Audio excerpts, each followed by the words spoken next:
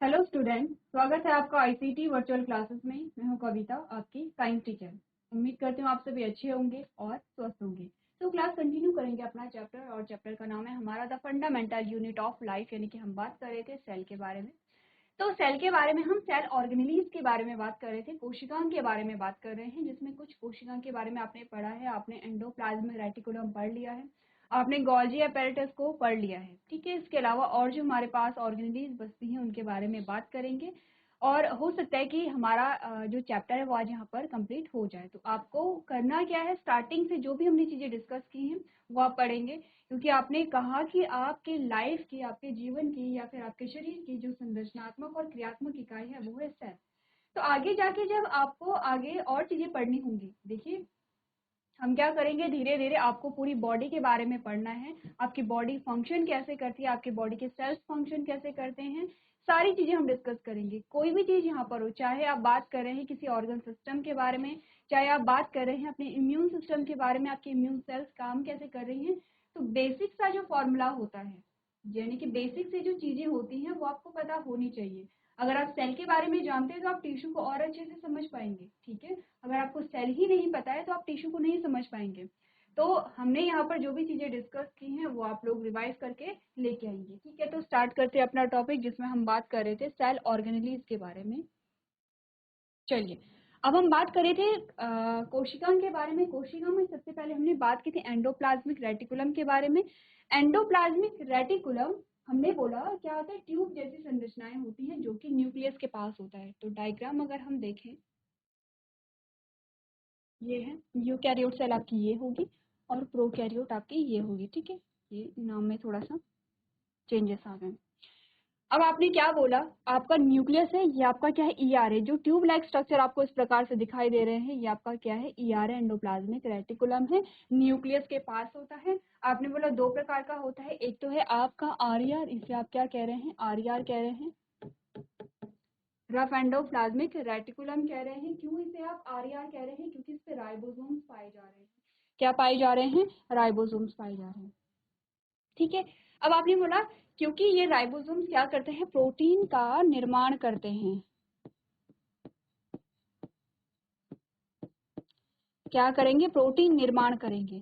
तो आपका जो ईआर होगा, एंडोप्लाज्मिक रेटिकुलम होगा या आरईआर होगा, क्योंकि इसमें राइबोसोम लगे हुए हैं तो इसकी सतह खुरदुरी आपको दिखाई दे रही है। ये सेम वैसा ही है जैसे कि आपने एक प्लेन पेपर लिया, उस पर आपने कुछ दाने बिखेर दिए हैं। अब जब आप इस प्रकार से उसे फील करेंगे तो आपको खुरदुरी सतह दिखाई देगी। दूसरा पेपर आपके पास आता है जिसमें आपने कुछ भी नहीं डाला है, तो जब आप उसे टच करेंगे तो वो स्मूथ आपको दिखाई देगा। सेम वैसा ही है आरईआर, क्योंकि इस पे राइबोसोम पाए जा रहे हैं इसीलिए इसे रफ एंडोप्लाज्मिक रेटिकुलम कह रहे हैं। दूसरा आता है एसईआर, क्योंकि इस पर राइबोसोम्स नहीं पाए जा रहे हैं। राइबोसोम्स नहीं पाए जा रहे तो कैसी सतह है, प्लेन सतह है। ये प्रोटीन निर्माण करेगा, कौन, राइबोसोम। और जो आपका आरईआर है वो प्रोटीन की फोल्डिंग करेगा या पैकिंग करेगा। ठीक है, इसके अलावा आरईआर और क्या कार्य कर रहा है, आपने बोला जो आरईआर है वो कुछ एंजाइम्स को बना रहा था। कौन से एंजाइम्स, जो कि यहाँ पर लाइसोसोम में प्रेजेंट होते हैं। ये आपके लाइसोसोम आ गए हैं इस प्रकार से। ठीक है, लाइसोसोम में आपने बोला कुछ क्या पाए जाते हैं, एंजाइम पाए जाते हैं। किस प्रकार के एंजाइम्स होते हैं, डाइजेस्टिव एंजाइम, जो कि डाइजेशन करते हैं, और इनका निर्माण कहाँ पर हो रहा है, आरईआर में। आरईआर में यहाँ पर इसका फॉर्मेशन हो रहा है। क्लियर है, तो हमने बोला था, आपने लाइसोसोम को भी पढ़ लिया, हमने कहा था लाइसोसोम क्या है, यहाँ पर जो अपशिष्ट है, पूरी सेल का जो भी अपशिष्ट है उसका क्या है, निपटन का जो वहां पर क्या है साधन होता है, वो क्या आपका लाइसोसोम होता है। ठीक है, क्लियर है। इसके अलावा एसईआर क्या कार्य कर रहा है, आपने बोला एसईआर से आपका क्या बन रहा है, लिपिड। एसईआर से आपका क्या बनेगा, स्मूथ एंडोप्लाज्मिक रेटिकुलम से क्या बनेगा, लिपिड बनेगा। प्लस डिटॉक्सिफाई करता है, किसे, आप सेल में जो भी यहाँ पे टॉक्सिन होते हैं वहां पर डिटॉक्सिफिकेशन का काम यहाँ पर कर रहा हूँ। क्लियर है इतनी बातें। यहाँ पर हमने एंडोप्लाज्मिक रेटिकुलम के बारे में जो चीजें पढ़ी थी, इसके बाद हमारे पास गोल्जी अपैरेटस, यहाँ पर गोल्जी अपैरेटस आ गया है। हमने कहा गोल्जी अपैरेटस क्योंकि हम यूकैरियोट सेल के बारे में बात कर रहे हैं, मेम्ब्रेन बाउंड होगा, तो कभी कभी ये जो गोल्जी अपैरेटस होता है ये एंडोप्लाज्मिक रेटिकुलम से कनेक्टेड होता है। पैकिंग करेगा ये, ठीक है। गोल्जी अपैरेटस पैकिंग करता है और पैकिंग करके क्या करता है, डिस्ट्रीब्यूट करता है, ट्रांसपोर्टेशन का काम यहाँ पर करता है। इसके अलावा गोल्जी अपैरेटस क्या कर रहा है, किसका फॉर्मेशन कर रहा है, आपने कहा गोल्जी अपैरेटस करेगा लाइसोसोम का फॉर्मेशन, ठीक है। गोल्जी अपैरेटस क्या कर रहा है, लाइसोसोम का फॉर्मेशन यहाँ पर कर रहा है। लाइसोसोम का काम क्या है, आपने कहा सेल के अंदर जो भी प्रोसेस हो रही है तो वहां पर कुछ ना कुछ क्या बनेगा, अपशिष्ट बनेगा। अब आपने कहा कोई भी लिविंग ऑर्गेनिज्म है, वहां पर क्या होगा, अगर उसमें पोषण की प्रक्रिया चल रही है तो उसमें क्या होगा, अपशिष्ट पदार्थ भी बनेगा, ठीक है। तो यही प्रोसेस आपकी सेल में होती है। लाइसोसोम क्या करता है, इस अपशिष्ट को आपकी सेल से जो भी अपशिष्ट होगा, वहां पर जो भी क्या होगा, एक्स्ट्रा मटेरियल होगा, उसका डाइजेशन करता है, उसे डिसॉल्व कर देता है, ठीक है। तो अभी तक आपने क्या फंक्शन पढ़े हैं, अगर हम प्रोटीन और फैट के या प्रोटीन और लिपिड के हम यहाँ पर फंक्शन देखें तो आपने कहा प्रोटीन क्या करता है, यहाँ पर सेल मेम्ब्रेन के फॉर्मेशन के लिए क्या होता है, इंपॉर्टेंट होता है। प्रोटीन और लिपिड क्या करते हैं, जो सेल मेम्ब्रेन है उसके निर्माण के लिए इंपॉर्टेंट होता है, ठीक है। और इस प्रोसेस को हमने मेम्ब्रेन बायोजेनेसिस कहा था, ठीक है। मेम्ब्रेन बायोजेनेसिस में क्या है, फॉर्मेशन ऑफ सेल मेम्ब्रेन, यानी कि कोशिका झिल्ली के निर्माण की जो क्रिया है उसे आपने क्या कहा था, मेम्ब्रेन बायोजेनेसिस कहा था। प्रोटीन एंजाइम की भांति भी कार्य करते हैं और प्रोटीन और लिपिड हॉर्मोन्स के भांति भी कार्य करते हैं, ठीक है। अब आपने बोला एंडोप्लाज्मिक रेटिकुलम के क्या फंक्शन है, एक तो ट्रांसपोर्टेशन में मदद कर रहा है। ट्रांसपोर्टेशन कहाँ हो रहा है, आपने बोला ट्रांसपोर्टेशन साइटोप्लाज्म में भी एक जगह से दूसरी जगह हो रहा है या फिर न्यूक्लियस और साइटोप्लाज्म के बीच में हो रहा है, ठीक है। दूसरा आपने बोला folding of protein which are synthesized by ribosome, ribosome के द्वारा जिन प्रोटीन का फॉर्मेशन हुआ है उसको फोल्ड करना। तीसरा हमने बोला detoxifying poison and drugs out of the cell is the function of SCR, ठीक है। तो स्मूथ एंडोप्लाज्मिक रेटिकुलम का फंक्शन क्या हो गया है, आपने बोला एक तो लिपिड का फॉर्मेशन कर रहा है और दूसरा क्या करेगा, यहाँ पर डिटॉक्सिफाई करेगा बॉडी को। क्लियर है इतनी बातें, चलिए। गोल्जी अपैरेटस हमारे पास आया था, उसके स्ट्रक्चर आपने देखा है। हम सीधे फंक्शन की बात कर लेते हैं क्योंकि हमने सारी चीजें डिस्कस कर ली हैं, रिवाइज कर रहे हैं हम लोग। हमने बोला Golgi apparatus carries the material synthesized by the ER to different parts of the cell, the material stored and packed in vesicles. आपने बोला कि जो भी मटेरियल कहाँ पर बना है, आपके एंडोप्लाज्मिक रेटिकुलम में बना है, वो अब गोल्जी अपैरेटस में स्टोर हो रहा है, वहां उसकी पैकिंग हो रही है और पैकिंग होगी तो डिस्ट्रीब्यूट होगा। अब देखिए जो भी चीजें बन रही, चाहे वो प्रोटीन हो गई है, चाहे वो लिपिड हो गया है, ठीक है, इसकी जरूरत क्या होगी, हर एक पार्ट को होगी, हर एक बॉडी पार्ट को होगी, आपकी सेल को होगी, क्योंकि आपकी सेल मेम्ब्रेन जो उससे बन रही है, ठीक है। तो आपने बोला यहाँ पर क्या होता है, पैकेजिंग होती है और क्या होता है, स्टोर्ड होता है। कॉम्प्लेक्स शुगर का फॉर्मेशन होगा, लाइसोसोम का फॉर्मेशन होता है। लाइसोसोम के बारे में क्या आपने बात पढ़ी थी, ये आपको गोल्जी अपैरेटस के हमने डायग्राम, हमने कहा जो लाइसोसोम है वो एंजाइम से भरी हुई एक झिल्ली है। एंजाइम का क्या क्या कार्य होता है ये आप जानते हैं। आपने बोला सेल के जो भी अपशिष्ट पदार्थ हैं उन्हें यहाँ पर क्या करना, रिमूव करना या फिर उन्हें डाइजेस्ट करना, ठीक है। अब आपने बोला लाइसोसोम में हाइड्रोलिटिक एंजाइम सेलुलर मैक्रोमोलिक्यूल्स को पहचानने में सक्षम होते हैं। जब कोई कोशिका क्षतिग्रस्त हो जाती है तो लाइसोसोम फट सकती है और अगर लाइसोसोम फट गया तो ये एंजाइम से बाहर निकलते हैं, कोशिका का पाचन कर लेते हैं, इसीलिए आप इसे क्या कहते हैं, सुसाइडल बैग या आत्मघाती थैली कहते हैं। इतनी बात क्लियर है। तो अब हम स्टार्ट करेंगे माइटोकॉन्ड्रिया से। क्लियर है, अब हम बात करेंगे यहाँ पर माइटोकॉन्ड्रिया से। तो हमने एक प्रोसेस पढ़ी थी, जब आपने डाइजेशन पढ़ा होगा और जब आपने रेस्पिरेशन पढ़ा होगा तो हमने कहा था कि हमारी सेल एनर्जी कैसे गेन करती है। हमने कहा था ये एक सेल है, सेल में आपका क्या है, ग्लूकोज है,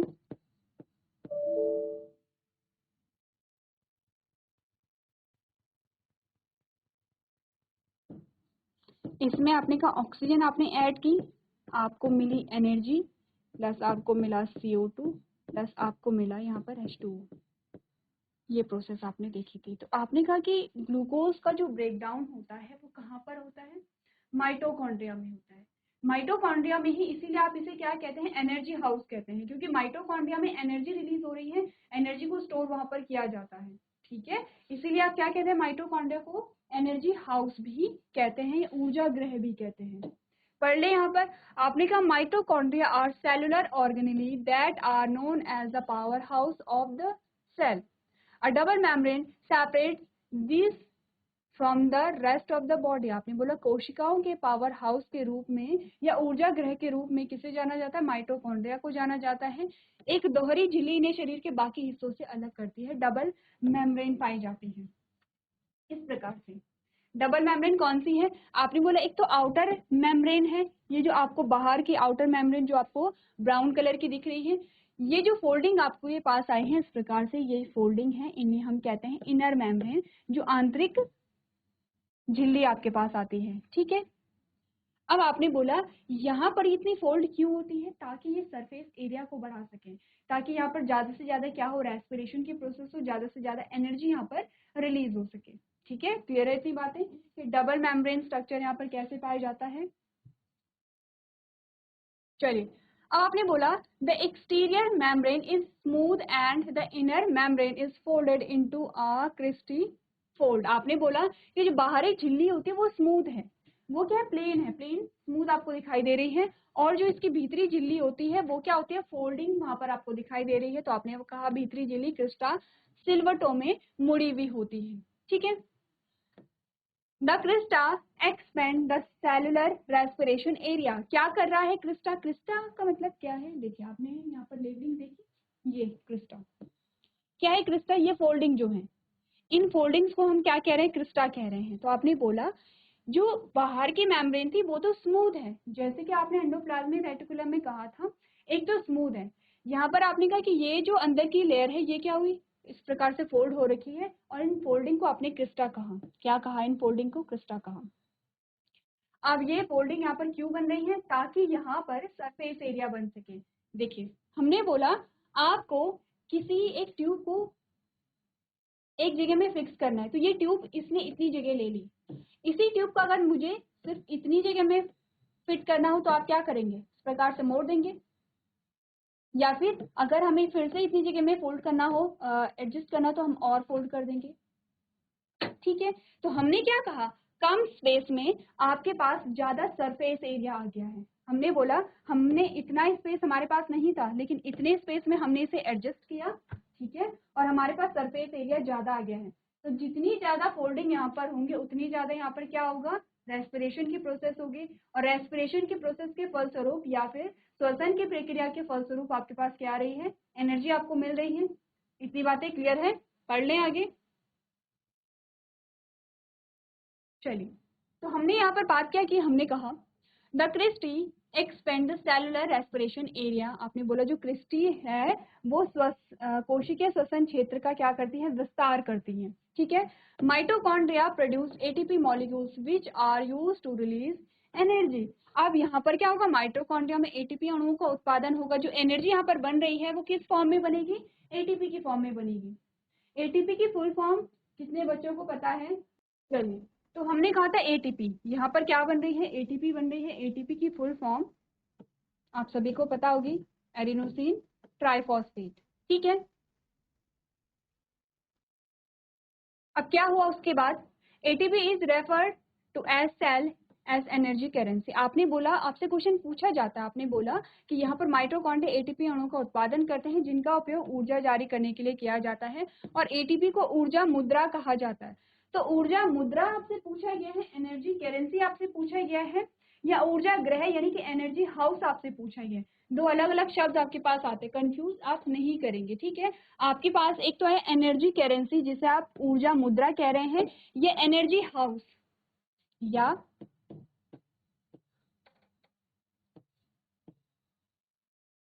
एनर्जी हाउस।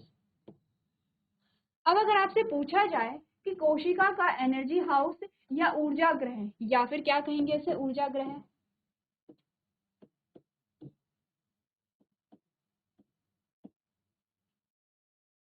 तो एनर्जी हाउस हमारा क्या होगा, माइटोकॉन्ड्रिया होगा। ठीक है, और अगर एनर्जी करेंसी ऊर्जा मुद्रा से पूछी जाती है तो आप कहेंगे एटीपी। ऊर्जा मुद्रा क्या है यहाँ पर, एटीपी है। ठीक है, जब हम क्वेश्चन आंसर सॉल्व करेंगे तब आपके पास सेम में क्वेश्चन आएगा, तो उस टाइम पे आपको कंफ्यूज नहीं करना है। नेक्स्ट आपको कहा गया है mitochondria have their on DNA ribosomes. ये आप क्या कर लीजिए, स्टार कर लीजिए।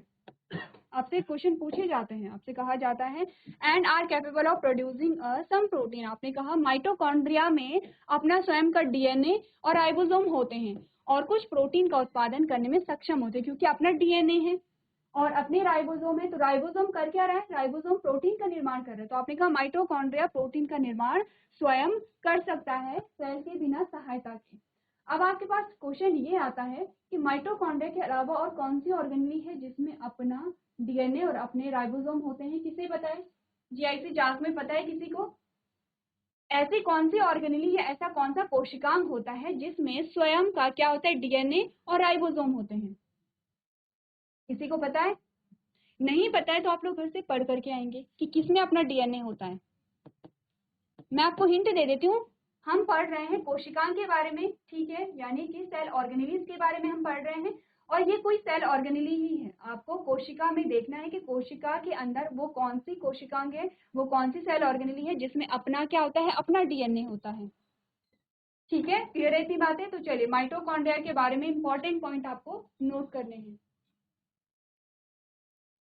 चलिए तो आगे बढ़े। माइटोकॉन्ड्रिया आपको समझ आ गया होगा, ठीक है, कुछ बेसिक्स ही हमने बातें की हैं माइटोकॉन्ड्रिया के बारे में, माइटोकॉन्ड्रिया का स्ट्रक्चर है। अब बात करें प्लास्टिड के बारे में। प्लास्टिड कहाँ पाया जाता है, सबसे पहले तो ये बताइए जीआईसी जांच। कितने बच्चों को पता है कि प्लास्टिड कौन सी सेल में पाया जाता है, प्लास्टिड कहाँ पाए जाते हैं, पता है आप लोगों को? किसी को नहीं पता प्लास्टिड कहाँ पाए जाते हैं? चलिए बात कर लेते हैं। प्लास्टिड आपके पाए जाते हैं प्लांट सेल में, ठीक है।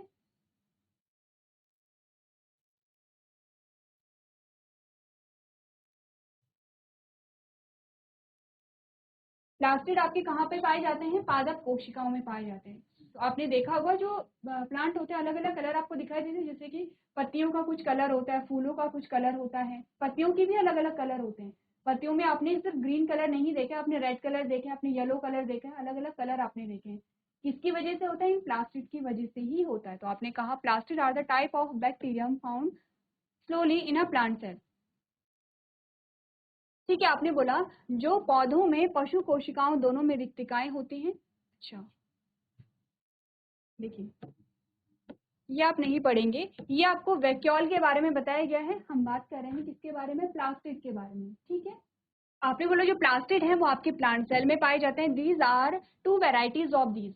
जो आपके प्लास्टिड होते हैं वो दो प्रकार के हमने बात की है। एक तो होता है क्रोमोप्लास्ट और एक होता है ल्यूकोप्लास्ट। तो क्रोमो का मतलब होता है, जहां पर भी क्रोमो शब्द आए इसका मतलब होता है रंगीन, ठीक है। क्रोमोप्लास्ट का मतलब होगा कि इनमें कलरफुल प्लास्टिड होते होंगे। कलरफुल में आपके आपने कहा ग्रीन कलर आपको देखने को मिलेगा, आपको ब्राउन कलर देखने को मिलेगा, आपको रेड कलर देखने को मिलेगा, येलो कलर देखने को मिलेगा। क्रोमोप्लास्ट का अर्थ होगा कि यहाँ पर ये जो प्लास्टिड होते हैं ये कैसे होते हैं, रंगीन होते हैं, कलरफुल होते हैं। ल्यूकोप्लास्ट, ल्यूको का मतलब होता है यहाँ पर व्हाइट। जैसे कि आपको पता है कि व्हाइट ब्लड सेल्स का दूसरा नाम क्या है, पता है आपको?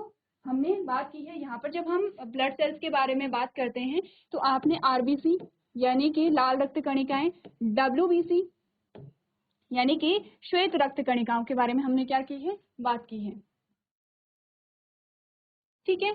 डब्ल्यूबीसी का दूसरा नाम क्या है, ल्यूकोसाइट इन्हें हम कहते हैं। क्यों? क्योंकि ये व्हाइट कलर की होती हैं। तो आप यहाँ से अंदाजा लगा सकते हैं कि ल्यूकोप्लास्ट का मतलब क्या होगा, वो प्लास्टिड जो रंगहीन है। रंगहीन का मतलब हमने कहा कि वो कैसे होंगे, व्हाइट होंगे।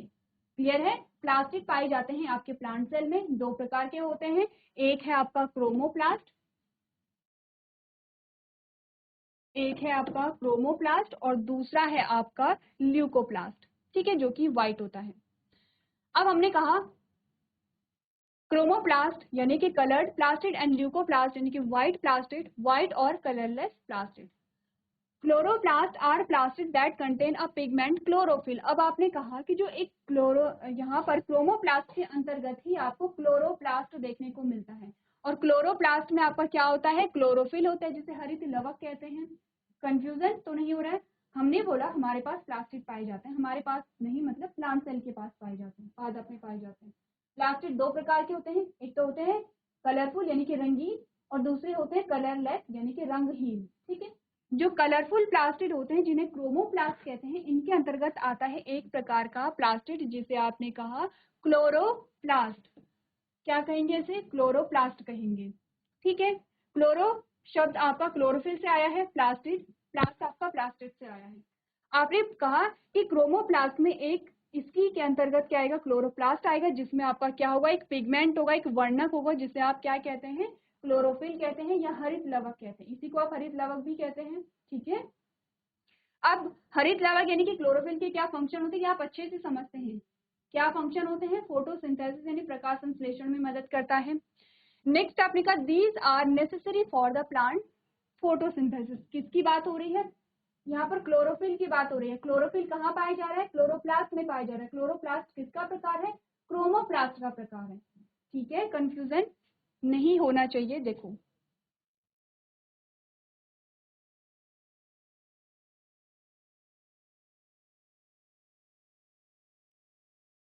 हमने बात की है किसकी, प्लास्टिड की। ये दो प्रकार का हमने बोला, एक तो हमने बोला क्रोमोप्लास्ट, क्रोमोप्लास्ट, एक हमने बोला ल्यूकोप्लास्ट। ठीक है, अब इसी क्रोमोप्लास्ट के अंतर्गत हम बात कर रहे हैं क्लोरोप्लास्ट की।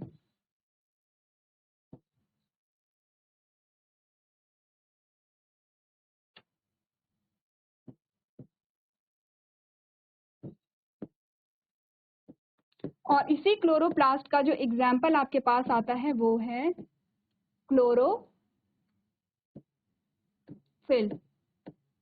इसका जो एग्जाम्पल आपके पास आता है वो आपका क्या आता है, क्लोरोफिल आता है। क्लोरोफिल को आप क्या कहते हैं, यहाँ पर क्लोरोफिल को क्या कहते हैं, हरित लवक कहते हैं। इतनी बात क्लियर है। प्लास्टिड के दो प्रकार होते हैं, क्रोमोप्लास्ट के अंतर्गत आता है आपका क्लोरोप्लास्ट, और इसका एग्जाम्पल आपके पास आता है क्लोरोफिल। ठीक है, इतनी बात आपको यहाँ पर बताई गई है। Chromoplasts are organelles that contribute a vibrant colors to plant structure such as birds, flowers, leaves। आपने बोला जो क्रोमोप्लास्ट है आपका वो क्या करता है, पिगमेंट यानी कि वर्णकों को देता है। किसमें, जैसे बर्ड्स होती हैं, बर्ड्स यानी कि जो कली निकलती है, कली का भी कुछ कलर होता है, जैसे ग्रीन कलर आप देखते हैं। आपने बोला फूलों का जो कलर होता है, आपने बोला पत्तियों का जो कलर होता है, वो सब किसकी वजह से है, इसी क्रोमोप्लास्ट की वजह से होता है। ठीक है, organelle that store starch, oils and protein granules are known as a leucoplast। अब आपने कहा ठीक है, क्रोमोप्लास्ट का जो कार्य है वो हम समझ गए हैं। ये क्या करता है, रंग प्रदान करता है। आप कली को देखते हैं, आप फूलों को देखते हैं, आप पत्तियों को देखते हैं, ये इन्हें क्या कर रहा है, रंग प्रदान कर रहा है। तो ल्यूकोप्लास्ट का क्या कार्य होगा, आपने कहा यहाँ पर भंडारण करना। किसका भंडारण कर रहा है, आपने बोला जैसे कि आपने बोला स्टार्च हो गया। स्टार्च क्या होता है, स्टार्च को अगर मैं कहूँ, आपने बोला जब फोटोसिंथेसिस की पूरी प्रोसेस हो जाती है और जब वहां पर ग्लूकोज का फॉर्मेशन होता है तो अब उसका भंडारण होगा। कौन कर रहा है, ल्यूकोप्लास्ट कर रहा है। ऑयल्स या प्रोटीन, ठीक है, जो भी यहाँ पर संग्रह हो रहा है, कहाँ पर हो रहा है, ल्यूकोप्लास्ट में हो रहा है। तो आपको इतना पता चल गया है कि जो प्लास्टिड है जो दो प्रकार के होते हैं। क्रोमोप्लास्ट का कार्य है यहाँ पर रंग प्रदान करना, ल्यूकोप्लास्ट का कार्य है यहाँ पर भंडारण करना, स्टोरेज करना।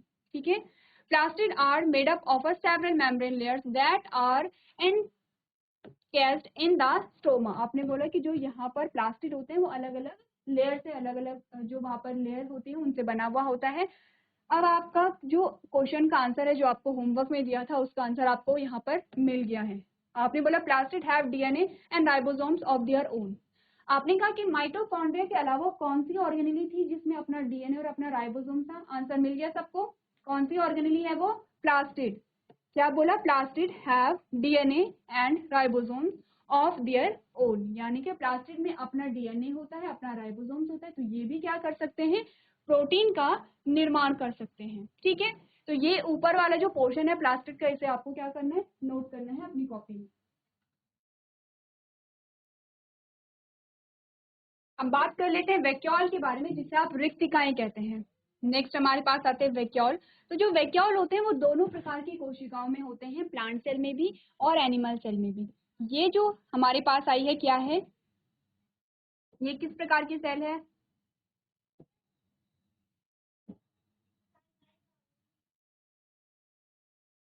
दो प्रकार की सेल हमने बनाई है।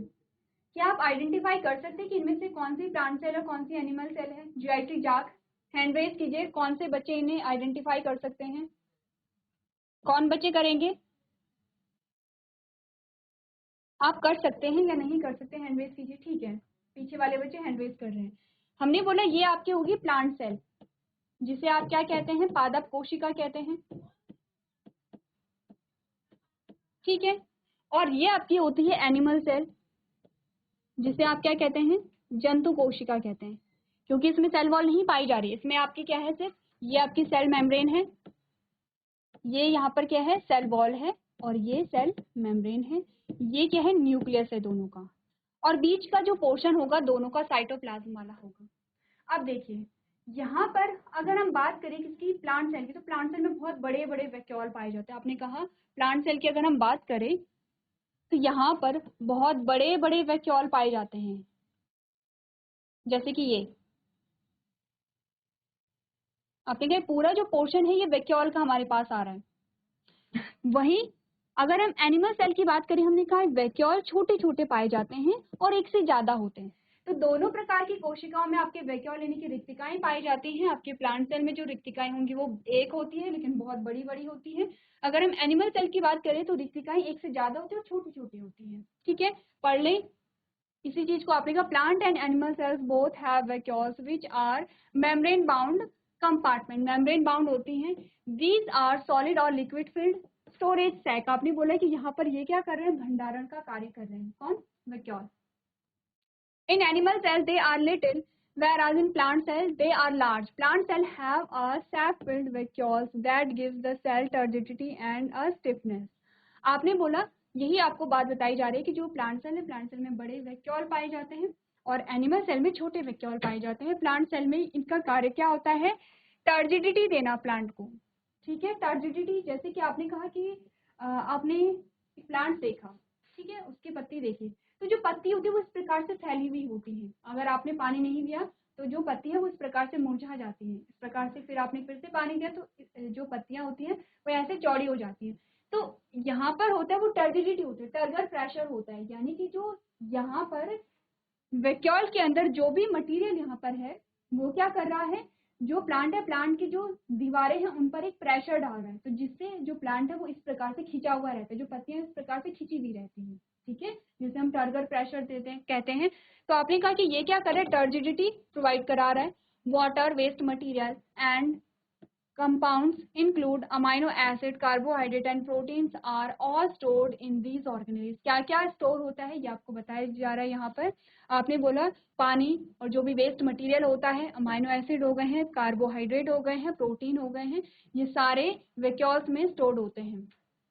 Specialized vacuoles serve as a vital function in a exclusion of excess water and certain waste from the cell in some unicellular organism. आपने बोला यूनिसेलुलर ऑर्गेनिज्म में क्या होते हैं, जो वेस्ट प्रोडक्ट होता है उसे भी रिमूव करते हैं। क्लियर है इतनी बातें वैक्यूल के बारे में। अब हमने ऑलमोस्ट यहाँ पर जो सेल ऑर्गेनेलीज हैं उनके बारे में हमने बात कर ली है। हमारा जो लास्ट टॉपिक बचता है इस चैप्टर का वो है प्लांट सेल और एनिमल सेल में डिफरेंस आपको देखना है, क्या क्या डिफरेंस होता है। एक बार जल्दी से डिफरेंस को देख लेते हैं। आपने बोला सबसे पहले तो जो प्लांट सेल है उसमें सेल वॉल होती है, एनिमल सेल में सेल वॉल नहीं होती है। प्लांट सेल में क्लोरोप्लास्ट प्रेजेंट होता है, एनिमल सेल में क्लोरोप्लास्ट प्रेजेंट नहीं होता है। ठीक है, इसका जो शेप होता है वो ऑलमोस्ट रेक्टेंगुलर होता है और एनिमल सेल को आप राउंड बनाते हैं। कुछ इसी प्रकार से हमने बनाया था जब हम सेल को बना रहे थे, इसी प्रकार से हमने बनाया था। ठीक है, plant cell possess a large vacuole, इनमें बड़े बड़े वैक्यूल पाए जाते हैं, इनमें क्या पाए जाते हैं, छोटे वैक्यूल पाए जाते हैं। ठीक है, सीलिया रे अकर्स इन प्लांट सेल्स, और यहाँ पर आपने बोला कि जो प्लांट सेल उसमें सीलिया प्रेजेंट होते हैं, यहाँ पर सीलिया प्रेजेंट नहीं होते हैं। Higher plants do not possess centrioles, आपने बोला जो हायर प्लांट्स होते हैं उनमें सेंट्रियोल प्रेजेंट नहीं होते हैं, और एनिमल सेल में क्या होते हैं, सेंट्रियोल प्रेजेंट होते हैं। ठीक है, प्लांट सेल हैव नो और लेस नंबर ऑफ लाइसोसोम, आपने बोला लाइसोसोम या तो नहीं होंगे या तो बहुत कम नंबर इनका होता है। एनिमल सेल में क्या होते हैं, मैनी नंबर ऑफ लाइसोसोम। ठीक है, इसे आप लोग नोट कर सकते हैं।